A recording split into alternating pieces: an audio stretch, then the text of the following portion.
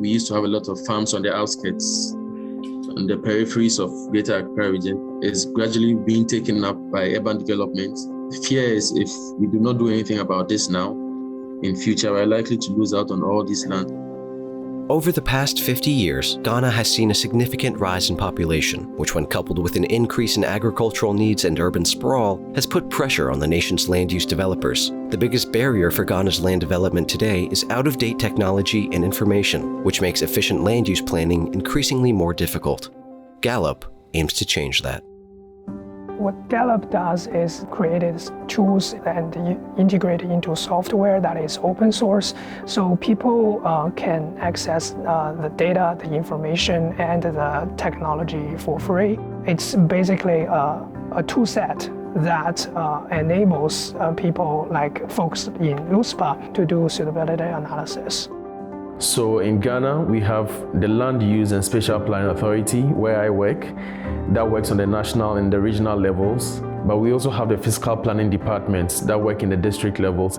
GALUP is led by researchers in both Florida and Ghana, but its prospective end users span across the globe.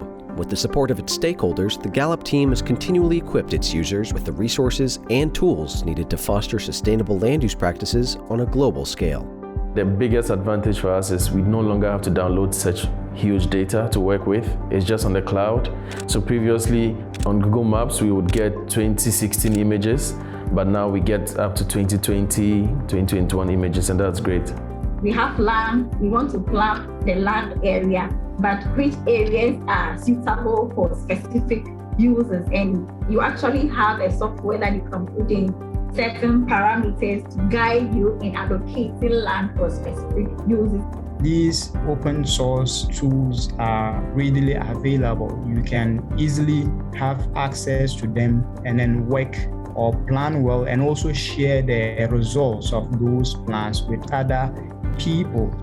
GALUP created 14 tools in QGIS to tear down the software barrier that is faced by LUSPA to do suitability analysis. And the novelty part of this capacity building that we did is that it is completely implemented online. So GitHub is like an online repository where these models, the content of the training are posted on, and you just need to create an account.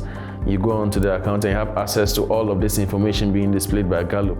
GitHub's online capabilities make it possible for any user to access GALUP's open source software and tools. To couple with these new technologies, GALUP has also created an in-depth online training program within GitHub where users can interact with asynchronous workshops and assignments that allow them to learn these technologies on their own time. This online learning environment also allows users to interact with each other and the GALUP team in one-on-one discussion to further their understanding and capacity.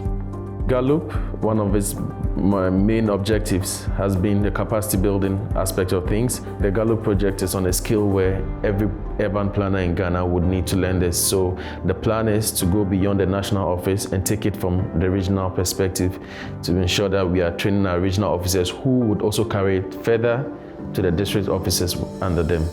There needs to be coordinated actions at the different regions in Ghana so that actions are not happening in silos and actions are coordinated to ensure a spatial development in the country. All interventions need to be coordinated to ensure development nationally.